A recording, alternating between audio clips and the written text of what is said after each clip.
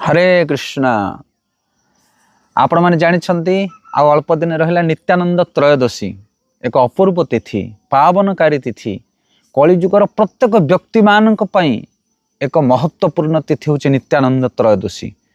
नित्यानंद महाप्रभुंकर जन्म दिवस आश्चर्य लगे। आमे तो आगुरी शुणीचु जन्माष्टमी विषय राधाष्टमी विषय किंतु नित्यानंद त्रयोदशी नित्यानंद महाप्रभु किए तांको विषय कलिजुगर बहुत कम लोक जानती।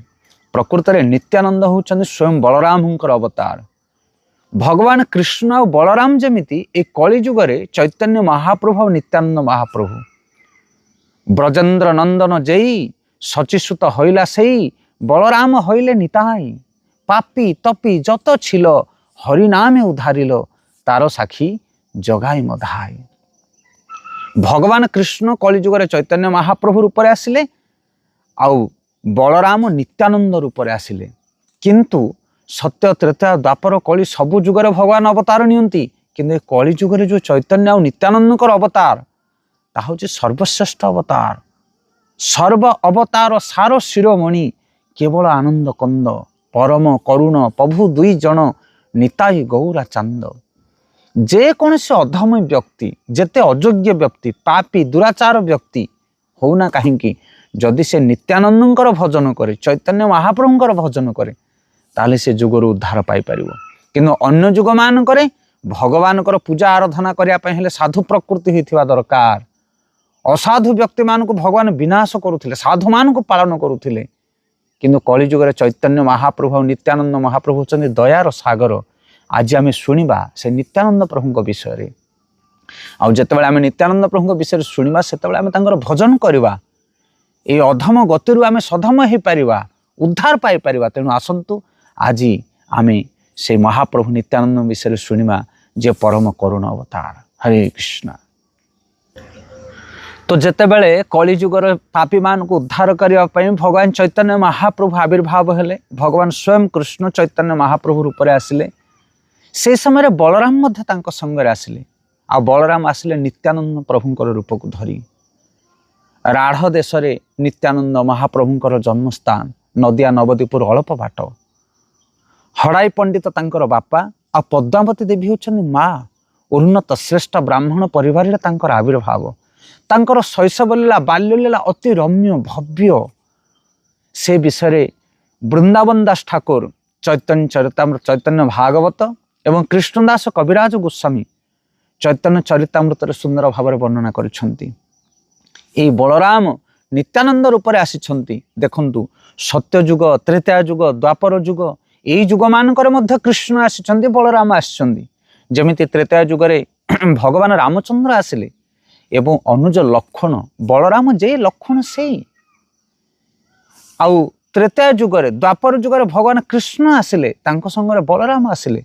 राम लक्षण जे ही कृष्ण बलराम मध्य से ही किंतु लक्षण आ बलराम महाक्रोधी महापराक्रमी।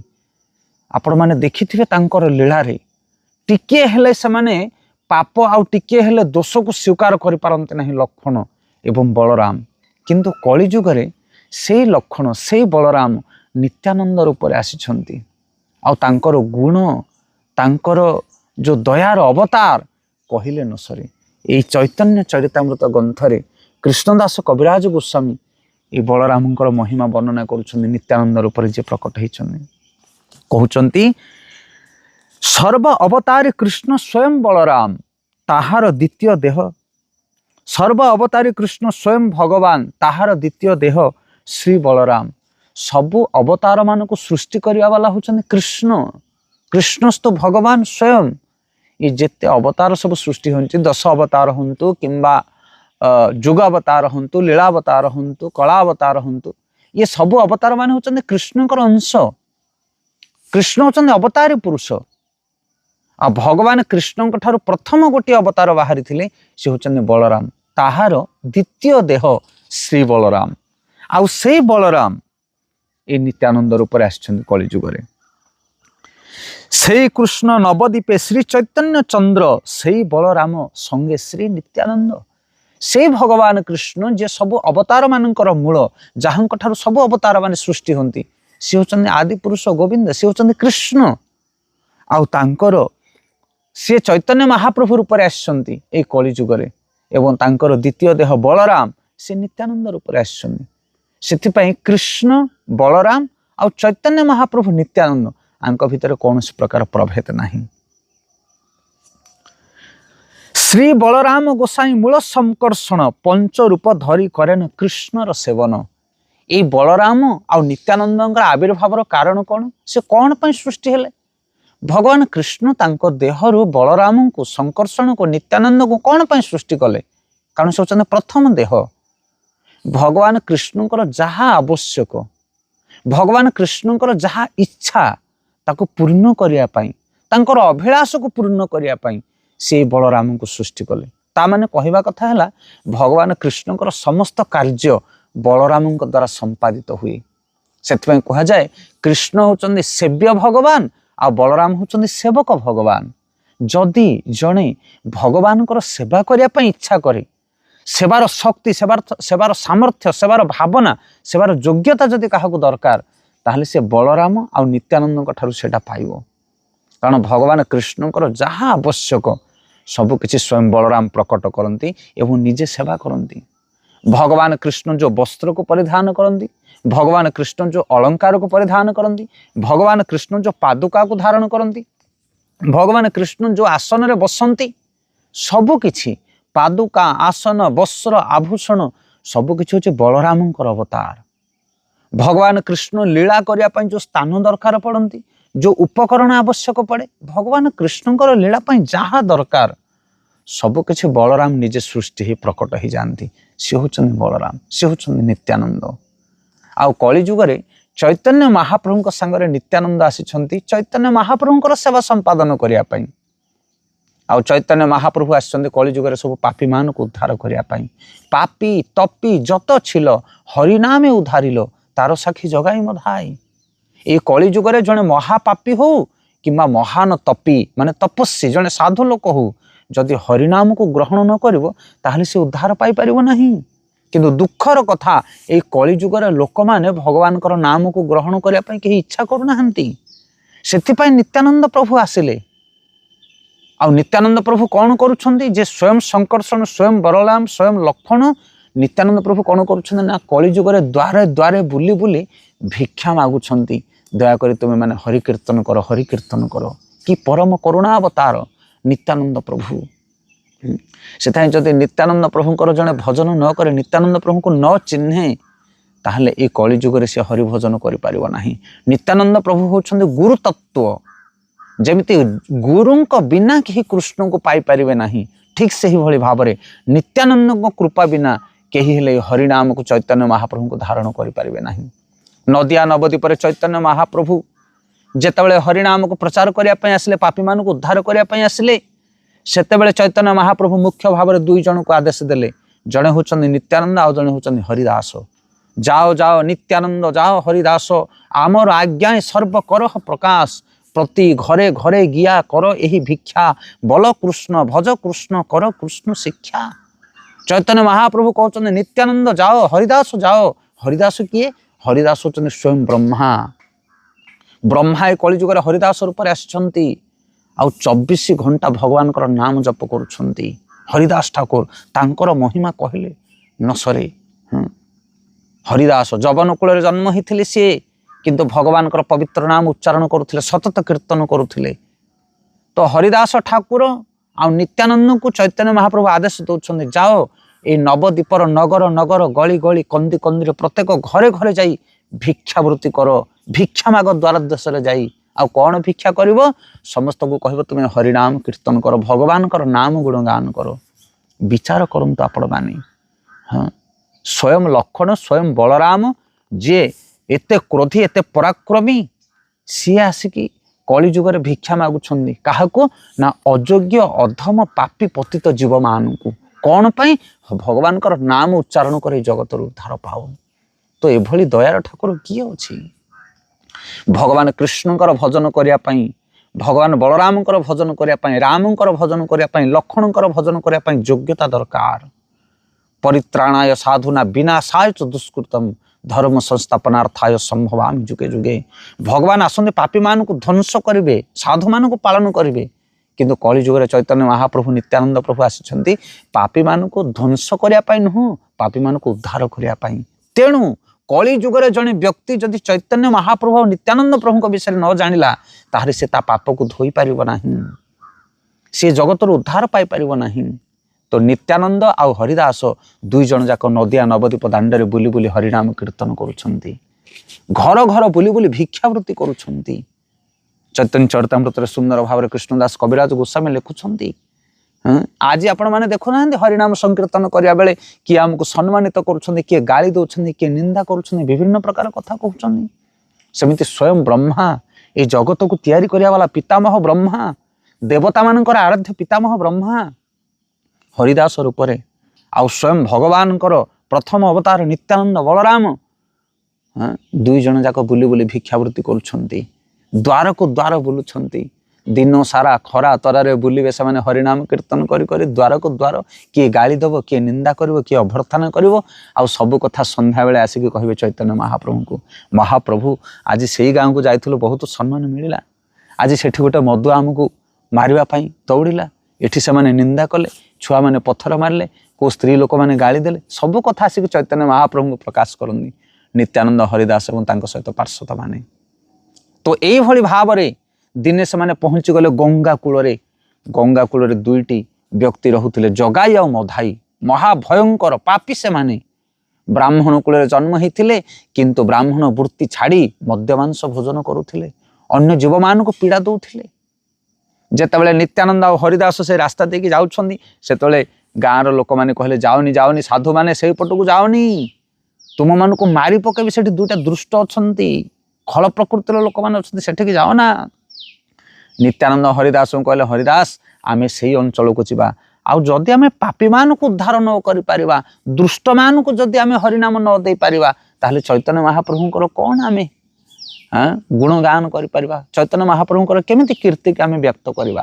ସେଥିପାଇଁ ଯିବା, ଆମେ ସେମାନଙ୍କ ପାଖକୁ ଯିବା। ନିତ୍ୟାନନ୍ଦ ହରିଦାସ ଦୁଇ ଜଣ ଯାକ ଗଲେ ଜଗାଇ ମଧାଇଙ୍କ ପାଖକୁ।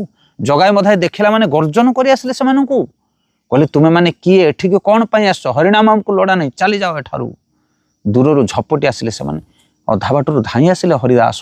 ନିତ୍ୟାନନ୍ଦ ତାଙ୍କ ପାଖରେ ଅଟକାଉଛନ୍ତି, ରହିଯାଅ ରହିଯାଅ ହରିଦାସ। ହରିଦାସ ଭୟରେ ପ୍ରକମ୍ପିତ ହୋଇ ଚାଲି ଆସିଲେ ଏବଂ ନିତ୍ୟାନନ୍ଦ ହରିଦାସ ଦୁଇ ଜଣ ଯାକ ଆସି ଚୈତନ୍ୟ ମହାପ୍ରଭୁଙ୍କୁ ସନ୍ଧ୍ୟାବେଳେ ଖବର ଦେଲେ, ମହାପ୍ରଭୁ। ହରିଦାସ କହୁଛନ୍ତି, ମହାପ୍ରଭୁ ଇଏ ନିତ୍ୟାନନ୍ଦ କେବେ ଆମକୁ ମାରି ପକେଇବେ, ଏଭଳି ଦୁଷ୍ଟ ଲୋକଙ୍କ ପାଖକୁ ଯାଉଛନ୍ତି ପ୍ରଚାର କରିବା ପାଇଁ, କହିଲେ ନ ସରେ, ଆଜି ତ ସେମାନେ ମାରୁ ମାରୁ ଆମେ ବର୍ତ୍ତି ଗଲୁ। ନିତ୍ୟାନନ୍ଦ ପ୍ରଭୁ ହସୁଛନ୍ତି। ତାପରେ ଦିନ ପୁଣି ହରିଦାସ ଠାକୁରଙ୍କୁ ଟାଣି ଟାଣି ସେ ସେଇ ଦିଗରେ ଗଲେ ଯେଉଁ ଦିଗରେ ଜଗାଇ ଆଉ ମଧାଇ ରହୁଥିଲେ, ସେ ମଦୁଆ ଦୁଇ ଜଣ। ଏଇଥର ଯେତେବେଳେ ପାଖକୁ ଗଲେ ସେମାନେ ଆହୁରି କ୍ରୋଧିତ ହେଲେ, କ'ଣ ପାଇଁ ତୁମେ ପୁନର୍ବାର ଆସିଛ? ନିତ୍ୟାନନ୍ଦ ପ୍ରଭୁ କହିଲେ, ଦେଖ ତୁମେ ବ୍ରାହ୍ମଣ କୂଳରେ ଜନ୍ମ, ଶ୍ରେଷ୍ଠ କୂଳରେ ଜନ୍ମ, ବ୍ରାହ୍ମଣ ବୃତ୍ତି ଛାଡ଼ି ମଦମାଂସ ଭୋଜନ କରୁଛ, ଏହାକୁ ପରିତ୍ୟାଗ କର, ଭଗବାନଙ୍କର ପବିତ୍ର ନାମ ନିଅ, ତୁମର ଉଦ୍ଧାର ହେବ। ଜଗାଇ ମଧାଇ କ୍ରୋଧିତ ହେଲେ। ଗୋଟାଏ ମାଟିର କୁମ୍ପା ଯେଉଁଥିରେ ସେମାନେ ସୁରାପାନ କରୁଥିଲେ, ସେ କୁମ୍ପାକୁ ଆଣି ତାଙ୍କ ମସ୍ତକରେ ଛେଚିଦେଲେ। ନିତ୍ୟାନନ୍ଦ ମହାପ୍ରଭୁଙ୍କର ମୁଣ୍ଡ ଫାଟିଗଲା, ରକ୍ତ ଝରଝର ବହିଗଲା। ବିଚାର କରନ୍ତୁ ଆପଣମାନେ, ବଳରାମ ଯିଏ ସ୍ୱୟଂ ସଂକର୍ଷଣ, ଅପ୍ରମିତ ବଳ ଯାହାଙ୍କର, ଟିକିଏ ବି କ୍ରୋଧକୁ ଯିଏ ସହନ କରିପାରନ୍ତି ନାହିଁ, ସେଇ ବଳରାମଙ୍କର ମଥାରୁ ଝରଝର ହେଇକି ରକ୍ତ ବହି ଯାଉଛି। କିନ୍ତୁ ନିତ୍ୟାନନ୍ଦ ପ୍ରଭୁ ସହନ କରୁଛନ୍ତି, ସହି ଯାଉଛନ୍ତି। କାହିଁକି ନା କଳିଯୁଗରେ ସେ ଆସୁଛନ୍ତି ପ୍ରଚାର କରିବା ପାଇଁ, କଳିଯୁଗରେ ସେ ପାପୀମାନଙ୍କୁ ଉଦ୍ଧାର କରିବା ପାଇଁ ଆସୁଛନ୍ତି। ଏଇ ଖବର ଧୀରେ ଧୀରେ ବ୍ୟାପିଗଲା। ତାଙ୍କର ଅନୁଚରମାନେ ଦୌଡ଼ିଗଲେ, ଚୈତନ୍ୟ ମହାପ୍ରଭୁଙ୍କୁ ଖବର ଦେଲେ, ନିତ୍ୟାନନ୍ଦ ପ୍ରଭୁଙ୍କର ମୁଣ୍ଡ ଫାଟି ଯାଇଛି। ଚୈତନ୍ୟ ମହାପ୍ରଭୁ କ୍ରୋଧାବେଶରେ ଦୌଡ଼ି ଆସିଲେ। ଦେଖନ୍ତୁ, ଚୈତନ୍ୟ ମହାପ୍ରଭୁ କଳିଯୁଗରେ ଆସୁଛନ୍ତି ପାପୀମାନଙ୍କୁ ଉଦ୍ଧାର କରିବା ପାଇଁ, କିନ୍ତୁ ଯେତେବେଳେ ଦେଖିଲେ ନିତ୍ୟାନନ୍ଦଙ୍କର ମସ୍ତକରୁ ରକ୍ତ ଝରୁଛି, ସେତେବେଳେ ଚୈତନ୍ୟ ମହାପ୍ରଭୁ ସହନ କରିପାରିଲେ ନାହିଁ। ସେ କ୍ରୋଧିତ ହେଲେ, ସେ ଭୁଲିଗଲେ ତାଙ୍କ ଅବତାରର ଉଦ୍ଦେଶ୍ୟକୁ। ସାଙ୍ଗେ ସାଙ୍ଗେ ସୁଦର୍ଶନକୁ ଆହ୍ୱାନ କଲେ, ସୁଦର୍ଶନ କୋଉଠି ଅଛି, ଦୌଡ଼ି ଆସ, ମୁଁ ଏଇ ଦୁଇଟା ପାପୀର ମସ୍ତକକୁ ଛେଦନ କରିବି। ବିଚାର କରନ୍ତୁ, ଭଗବାନ ତାଙ୍କର ଧର୍ମକୁ ମଧ୍ୟ ପରିତ୍ୟାଗ କରନ୍ତି ଯେତେବେଳେ ସାଧୁମାନଙ୍କୁ କଷ୍ଟ ମିଳେ। ସେଥିପାଇଁ ନିତ୍ୟାନନ୍ଦ ହେଉଛନ୍ତି ଭଗବାନଙ୍କର ଅତି ପ୍ରିୟ। ସେ ସ୍ୱୟଂ ବଳରାମ, ସେ ଭକ୍ତମାନଙ୍କ ଭିତରେ ଶ୍ରେଷ୍ଠ ଗୁରୁ ତତ୍ତ୍ୱ ସିଏ। ତାଙ୍କ ମସ୍ତକରେ ରକ୍ତକୁ ଦେଖି ଚୈତନ୍ୟ ମହାପ୍ରଭୁ ସହନ କରିପାରିଲେ ନାହିଁ, ସେ ଭୁଲିଗଲେ ତାଙ୍କର ନୀତି ନିୟମକୁ। ଯେମିତି ଭଗବାନ କୃଷ୍ଣ କୁରୁକ୍ଷେତ୍ର ଯୁଦ୍ଧ ଭୂମିରେ ଭୀଷ୍ମ ପିତାମହଙ୍କ ଆଡ଼କୁ ଦୌଡ଼ି ଆସିଥିଲେ, ଚକ୍ରକୁ ଧାରଣ କରି ରଥାଙ୍ଗ ପାଣି ରୂପକୁ ଧାରଣ କରିଥିଲେ। ସେ ଶପଥ କରିଥିଲେ ମୁଁ ଅସ୍ତ୍ରକୁ ଧରିବି ନାହିଁ ମହାଭାରତ ଯୁଦ୍ଧରେ, କିନ୍ତୁ ତଥାପି ଧାରଣ କଲେ। କାହିଁକି ନା ଅର୍ଜୁନଙ୍କର ଦୁଃଖକୁ ସେ ସହିପାରିଲେ ନାହିଁ। ସେମିତି ନିତ୍ୟାନନ୍ଦ ପ୍ରଭୁଙ୍କର କଷ୍ଟକୁ ଦେଖି ଚୈତନ୍ୟ ମହାପ୍ରଭୁ ସୁଦର୍ଶନକୁ ଆହ୍ୱାନ କଲେ। ଆପଣମାନେ ଜାଣିଛନ୍ତି ଭଗବାନ କୃଷ୍ଣ ଯେ ଚୈତନ୍ୟ ମହାପ୍ରଭୁ ସେ ସୁଦର୍ଶନ ସାଙ୍ଗେ ସାଙ୍ଗେ ଆସିବା ପାଇଁ ଆଘବର। ସେହି ସମୟରେ ନିତ୍ୟାନନ୍ଦ ଚୈତନ୍ୟ ମହାପ୍ରଭୁଙ୍କ ଚରଣକୁ ଧରିଲେ, କହିଲେ ମହାପ୍ରଭୁ ଆପଣ ଯଦି ସୁଦର୍ଶନକୁ ଧାରଣ କରିବେ କଳିଯୁଗରେ, ତାହେଲେ କଳିଯୁଗର ଗୋଟିଏ ଲୋକ କିଏ ବାକି ରହିବେ ନାହିଁ। କାରଣ କଳିଯୁଗରେ ସମସ୍ତେ ପାପ ପଙ୍କରେ ବୁଡ଼ିକି ଅଛନ୍ତି, ସମସ୍ତେ ଅସୁର ବୃତ୍ତିକୁ ଧାରଣ କରୁଛନ୍ତି କଳିଯୁଗର ଲୋକମାନେ। ଆପଣ କେତେଟା ଜଗାଇ ମଧାଇକି ମାରିବେ? ସେଥି ଆପଣ ଦୟା କରନ୍ତୁ। ନିତ୍ୟାନନ୍ଦ ପ୍ରଭୁ ସ୍ୱୟଂ ଲକ୍ଷ୍ମଣ ସ୍ୱୟଂ ବଳରାମ ହାତକୁ ଯୋଡ଼ୁଛନ୍ତି, ଚୈତନ୍ୟ ମହାପ୍ରଭୁଙ୍କ ଚରଣକୁ ଧରୁଛନ୍ତି, କହୁଛନ୍ତି ନା ନା ନା ତୁମେ ଏଭଳି କର୍ମ କରନା, ସୁଦର୍ଶନକୁ ଆହ୍ୱାନ କରନା, ତୁମେ ଏ ଦୁଇଟାକୁ କୃପା କରେ ପାପୀମାନଙ୍କୁ ଉଦ୍ଧାର କର। ବିଚାର କରନ୍ତୁ ଆପଣମାନେ, ବୈଷ୍ଣବର ଗୁଣ ଇଏ। ନିତ୍ୟାନନ୍ଦ ପ୍ରଭୁ ଆମକୁ ଶିକ୍ଷା ଦେଉଛନ୍ତି, ଯଦି ହରିନାମ ପ୍ରଚାର କରିବାର ଅଛି ତାହେଲେ ଏଇ ଗୁଣକୁ ଧାରଣ କରିବା ଦରକାର। ଜଗାଇ ମଧାଇ ଦୁଇ ଜଣ ଏତେ ପାପୀ, ସେମାନଙ୍କ ହୃଦୟରେ ଦୟା ଧର୍ମ ନାହିଁ। ସାଧୁମାନଙ୍କୁ ନିନ୍ଦା କରିବା ବାଲା, ସାଧୁମାନଙ୍କୁ ମାରିବା ବାଲା ସେମାନେ।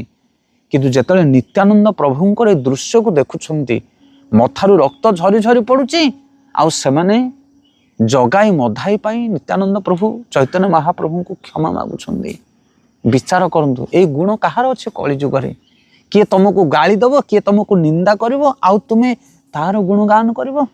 ମାଡ଼ ଖିଆ ପ୍ରେମ ଦିଆ, ମାଡ଼ ଖାଇବା ଆଉ ପ୍ରେମ ପ୍ରଦାନ କରିବ, ସେ ହେଉଛନ୍ତି ନିତ୍ୟାନନ୍ଦ ପ୍ରଭୁ।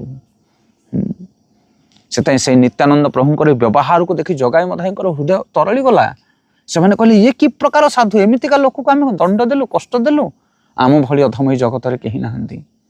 ସେମାନେ ସାଙ୍ଗେ ସାଙ୍ଗେ ଚୈତନ୍ୟ ମହାପ୍ରଭୁଙ୍କ ଚରଣରେ ଲୁଟି ଗଲେ, ଆଉ ଚୈତନ୍ୟ ମହାପ୍ରଭୁଙ୍କୁ ଅନୁରୋଧ କଲେ, ନିତ୍ୟାନନ୍ଦ ପ୍ରଭୁ ଦୟାକରି ଏମାନଙ୍କୁ ଉଦ୍ଧାର କରନ୍ତୁ, ଏମାନଙ୍କର ହୃଦୟ ଶୁଦ୍ଧ ହେଇଛି। ଚୈତନ୍ୟ ମହାପ୍ରଭୁ ତାଙ୍କ ଚରଣକୁ ସେମାନଙ୍କର ମସ୍ତକରେ ସ୍ଥାପନ କଲେ। ଆଉ ସେଇଦିନ ଠାରୁ ଏଇ ଜଗାଇ ମଧାଇ ଦୁଇଟାକ ସୁଧୁରି ଗଲେ, ଉଦ୍ଧାର ପାଇଗଲେ। ସେ ଗଙ୍ଗା ନଦୀ କୂଳରେ ସେମାନେ ଗୋଟେ ତୁଠ ସ୍ଥାପନ କଲେ, ଯେଉଁଠିକି ସମସ୍ତେ ସାଧୁମାନେ ଗଲେ ସ୍ନାନ କରନ୍ତି, ଗୋଟେ ଘାଟ ତିଆରି କଲେ। ଏବେ ବି ଆପଣ ଯଦି ଚୈତନ୍ୟ ମହାପ୍ରଭୁଙ୍କ ଜନ୍ମସ୍ଥାନ ନଦିଆ ନବଦ୍ୱୀପ ଯିବେ, ସେଠି ଦେଖିବେ ଏଇ ଜଗାଇ ମଧାଇ ଘାଟ ଅଛି। ଆଉ ମହାପ୍ରଭୁ ଆଦେଶ ଦେଲେ, ତୁମେମାନେ ଏହା କରିବ, ଯେଉଁମାନେ ଏଠିକି ଆସୁଛନ୍ତି ବୈଷ୍ଣବମାନେ ଗଙ୍ଗା ସ୍ନାନ କରିବା ପାଇଁ, ସମସ୍ତଙ୍କର ସେବା କରିବ, ତୁମେ ସେମାନଙ୍କୁ ପ୍ରସାଦ ଦେବ, ସେମାନେ ରହିବା ଖାଇବାର ବ୍ୟବସ୍ଥା କରିବ।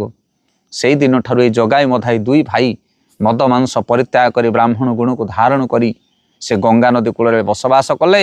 ସୁନ୍ଦର ଜଗାଇ ମଧାଇ ଘାଟ ପ୍ରସ୍ତୁତ କଲେ ଏବଂ ଯେଉଁମାନେ ଆସୁଥିଲେ ତୀର୍ଥସ୍ଥାନ ପର୍ଯ୍ୟଟକକାରୀମାନେ, ସାଧୁମାନେ ସମସ୍ତଙ୍କର ସେବା କଲେ।